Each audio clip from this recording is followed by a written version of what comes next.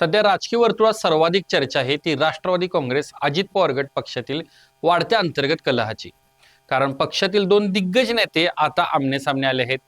एकीकडे आहेत ओबीसी समाजाचे मोठे नेते छगन भुजबळ आणि दुसरीकडे आहेत पक्षाचे प्रदेशाध्यक्ष सुनील तटकरे। राज्यसभेची उमेदवारी नाकारल्याने छगन भुजबळ कमालीचे नाराज झाले आहेत। त्यांनी नाव न घेता सुनील तटकरे यांच्यावर जोरदार शब्दात निशाणा साधला आहे। तर दुसरीकडे तटकरे यांनीही यावर अतिशय सावध आणि सूचक प्रतिक्रिया दिली आहे। पण या सगळ्या राजकीय धुमश्चक्रीत एक मोठा प्रश्न निर्माण झाला आहे, तो म्हणजे एकेकाळी बाळासाहेब ठाकरे यांना दैवत मानून शिवसेना सोडणारे छगन भुजबळ आता राष्ट्रवादी अजित पवार गटाची साथ सोडणार का? इतिहासाची पुनरावृत्ती होणार का? आजच्या सविस्तर रिपोर्टमध्ये आपण याच राजकीय खेळीमागचं सत्य, भुजबळांची रणनीती आणि आगामी काळातील राजकीय भूकंप समजावून घेणार आहोत। व्हिडिओ शेवटपर्यंत नक्की पहा। नमस्कार, मी हर्षवर्धन भोसले, सकलम मध्ये आपले स्वागत आहे। पाहूया भुजबळांची दिल्लीची महत्वाकांक्षा आणि हुकलेली संधी। त्यासाठी सुरुवात करूया या वादाच्या मुळापासून। छगन भुजबळ यांना राज्यसभेवर जाण्याची काय इच्छा होती? खरं तर भुजबळ यांना केंद्रात जाऊन राष्ट्रीय राजकारणात सक्रिय व्हायचे आहे। यामागे एक स्पष्ट राजकीय रणनीती आहे, ती म्हणजे संपूर्ण देशात ओबीसी समाजाचा चेहरा आणि प्रमुख नेता म्हणून स्वतःला प्रस्थापित करणे। नुकतीच सुनेत्रा पवार यांच्यामुळे राज्यसभेची एक जागा रिकामी झाली होती। या जागेवर आपली वर्णी लागावी यासाठी छगन भुजबळ गेल्या अनेक दिवसापासून आग्रही होते। मात्र राजकारणात फक्त इच्छा असून चालत नाही। भुजबळांनी उमेदवारीसाठी पक्षासमोर काही अटी आणि शर्ती घातल्या होत्या। याच अटी शर्तीच्या गुंतागुंतीत त्यांची ही संधी हुकली। त्यांच्याऐवजी प्रफुल्ल पटेल यांचे निकटवर्ती राजेंद्र जैन यांना राज्यसभेवर पाठवण्यात आले। याच राजकीय खेळीने भुजबळ प्रचंड दुखावले गेले आहेत आणि त्यांची खदखद आता उघडपणे बाहेर येऊ लागली आहे। भुजबळांचा संताप आणि तटकऱ्यांवर अप्रत्यक्ष निशाणा। माध्यमांशी बोलताना भुजबळ म्हणाले, अन्याय काय, हे चालायचं जाता, आज नाही तर उद्या, उद्या नाही तर परवा, हेच आमचं धोरण आहे। पण त्यांच्या पुढच्या वाक्याने तर राजकीय वर्तुळात एकच खळबळ उडवून दिली। ते म्हणाले, मैं कबड्डी का खिलाडी हूं, शतरंज का खिलाडी नहीं हूं। म्हणजेच मी समोरून खेळणारा माणूस आहे, पाठीमागून राजकारणाचे डावपेच खेळणारा नाही। याच वेळी त्यांनी अप्रत्यक्षपणे सुनील तटकरे यांच्यावर निशाणा साधला। भुजबळ म्हणाले, इतरांना जो न्याय मिळाला तो मलाही मिळायला हवा, एवढीच माझी अपेक्षा आहे। काही जण स्वतः राज्यसभा, लोकसभा सदस्य आहेत आणि त्यांची मुलं मंत्रिपदावर आहेत। मी राष्ट्रवादी काँग्रेसच्या स्थापनेपासून पक्षासाठी काम केलं आहे, त्यामुळे मलाही तोच न्याय मिळायला हवा असे मला वाटते।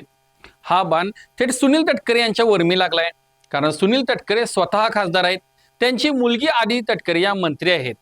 भुजबळांचा हा अप्रत्यक्ष हल्ला पक्षात सर्व काही आलबेल नसल्याचे संकेत देतो। सुनील तटकरे यांचे डॅमेज कंट्रोल आणि स्पष्टीकरण। भुजबळांच्या बोचऱ्या टीकेनंतर सर्वांचे लक्ष सुनील तटकरे यांच्या प्रतिक्रियेकडे होते। राजकारणातील मुरलेले खेळाडू असलेल्या तटकरेंनी अतिशय संयतपणे पण तितक्या स्पष्ट शब्दात यावर उत्तर दिले। तटकरे यांनी भुजबळांचा रोख आपल्याकडे असल्याचे सुरुवातीला नाकारले। ते म्हणाले, ते माझ्या अनुषंगाने बोलले असतील असं मला वाटत नाही। होय, मी, माझी मुलगी आणि आता माझा मुलगा अनिकेत सुद्धा निवडून आलो आहोत। पण कोणत्याच राजकीय पक्षाला सर्वांचे 100% समाधान करणे शक्य नसते। प्रत्येकालाच पक्षाकडून अपेक्षा असतात, त्यामुळे काही लोकांची वेगळी भावना होऊ शकते। बाबा, खूप बोर होतंय, काहीतरी नवीन फ्रेश ऑर्डर करा ना। माझ्याकडे एक सरप्राईज आहे। गोकुळचा आस्वाद परंपरेचा, गोकुळ आईस्क्रीम सोबती प्रत्येक क्षणाचा। गोकुळ आईस्क्रीम। डॅमेज कंट्रोल करताना तटकरे पुढे म्हणाले, छगन भुजबळ हे पक्षाचे मार्गदर्शक राहिले आहेत। त्यांचे पक्षासाठीचे काम आणि योगदान खूप मोठे आहे। मी लवकरच याविषयी त्यांच्याशी व्यक्तिशः चर्चा करेन। तटकरेंनी यातून वाद वाढवण्यापेक्षा तो शांत करण्याचा प्रयत्न केल्याचे दिसते, पण अंतर्गत धुसफूस मात्र लपून राहिलेली नाही। आता पाहूया समीर भुजबळ आणि मंत्रिपदाचे सत्य आणि फडणवीसांचा शब्द। या सगळ्या वादात आणखी एक अँगल आहे, तो म्हणजे समीर भुजबळ यांचा। राजकीय वर्तुळात आणि माध्यमांमध्ये अशी जोरदार चर्चा होती की भारतीय जनता पक्षाने नकार दिल्यामुळेच समीर भुजबळ यांची मंत्रिपदाची संधी हुकली। मात्र खुद्द समीर भुजबळ यांनी हे वृत्त फेटाळून लावले आहे। समीर भुजबळांनी स्पष्ट केले आहे की त्यांच्या मंत्रिपदाला भाजपचा किंवा मुख्यमंत्री देवेंद्र फडणवीस यांचा कोणताही विरोध नव्हता। उलट फडणवीस यांनी सकारात्मकता दाखवली होती। मुख्यमंत्र्यांनी त्यांना शब्द दिला होता की सध्या कालावधी थोडा कमी आहे, त्यामुळे आपल्याला लगेच शपथविधी करता येणार नाही, पण जेव्हा मंत्रिमंडळ फेरबदल होईल त्यावेळी नक्कीच तुमचा शपथविधी करता येईल। विशेष म्हणजे समीर भुजबळांनी हेही उघड केले की राष्ट्रवादीच्या नेतृत्वाने छगन भुजबळांना राज्यसभेवर संधी आणि समीर यांना मंत्रिपदासाठी होकार दिला होता, तरीही प्रत्यक्षात तसे घडले नाही, ज्यामुळे हा संताप उफाळून आला आहे. वर्धापन दिनाची किनार आणि इतिहासाची पुनरावृत्ती. सर्वात लक्षवेधी बाब म्हणजे ही सगळी चिखलफेक आणि नाराजी नाट्य अशा वेळी घडत आहे जेव्हा राष्ट्रवादी काँग्रेस आपला वर्धापन दिन साजरा करत आहे. वर्धापन दिनाच्या पूर्वसंध्येला पक्षातील दोन सर्वोच्च नेत्यांमधील ही धुसफूस चव्हाट्यावर येणे हे पक्षातील अंतर्गत कलह आणि नेतृत्वावरील प्रश्नचिन्ह गडद करत आहे. आणि म्हणूनच आता एका जुन्या इतिहासाची चर्चा सुरू झाली आहे. छगन भुजबळ हे असे नेते आहेत ज्यांनी एकेकाळी शिवसेना सोडताना मोठा राजकीय भूकंप घडवला होता. त्यावेळी शेवटच्या क्षणापर्यंत भुजबळ हेच म्हणत होते की बाळासाहेब ठाकरे हे माझ्यासाठी दैवत आहेत, पण त्यांनी पक्ष सोडला. आताही भुजबळ राष्ट्रवादी अजित पवार पक्षाबद्दल बोलताना पक्ष माझ्यासाठी महत्वाचा आहे अशी विधाने करतायत.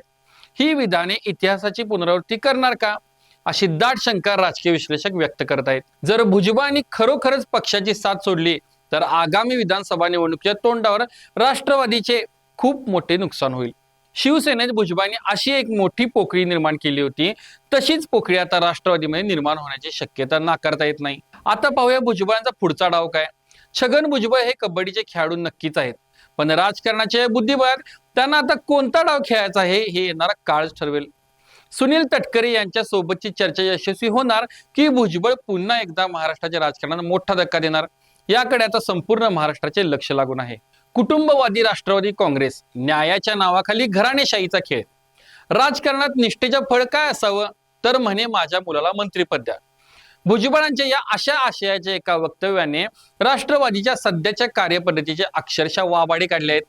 आज राष्ट्रवादी काँग्रेसमध्ये न्याय या शब्दाचा अर्थ स्वतःच्या घरात जास्तीत जास्त लाल दिवे आणि महत्वाची पदे कशी मिळवता येतील असाच उरला आहे का, हा प्रश्न विचारण्याची वेळ आली आहे. कारण हे लोन फक्त भुजबळांपुरतं मर्यादित नाही. पक्षातील इतर ज्येष्ठ नेत्यांच्या घरांकडे नजर टाकली की ही साखळी स्पष्ट होते. सुनील तटकरे यांच्याच कुटुंबाचा विचार करा. त्यांच्या घरात खासदारकी, आमदारकी आणि मंत्रिपद अशी तीन महत्वाची पदे एकवटली आहेत. तिकडे सुनेत्रा पवार यांच्या घरातही महत्वाची पदे अगदी सहज आणि हक्काने वाटून घेतली गेली आहेत. याच न्यायाने आता छगन भुजबळ आपल्या पुत्रासाठी मंत्रिपदाची मागणी करत आहेत. पक्षातील प्रत्येक ज्येष्ठ नेत्याला आता पक्षाचा विस्तार करण्यापेक्षा आपल्या घराण्याचा आणि सत्तेचा विस्तार करण्याची जास्त चिंता सतावते. तसेच ज्या पक्षाची स्थापना लोकशाही आणि पुरोगामी मूल्यांवर झाल्याचा दावा केला जातो, तो पक्ष आज केवळ काही ठराविक घराण्यांची प्रायव्हेट लिमिटेड कंपनी बनत चालला आहे, अशी चर्चा उघडपणे राजकीय वर्तुळात सुरू आहे. तुम्हाला काय वाटतं, छगन भुजबळ खरंच पक्ष सोडतील की हा फक्त दबावाच्या राजकारणाचा एक भाग आहे? तुमच्या प्रतिक्रिया आम्हाला कमेंट बॉक्समध्ये नक्की कळवा. भेटूया पुढच्या व्हिडिओमध्ये लवकरच. धन्यवाद.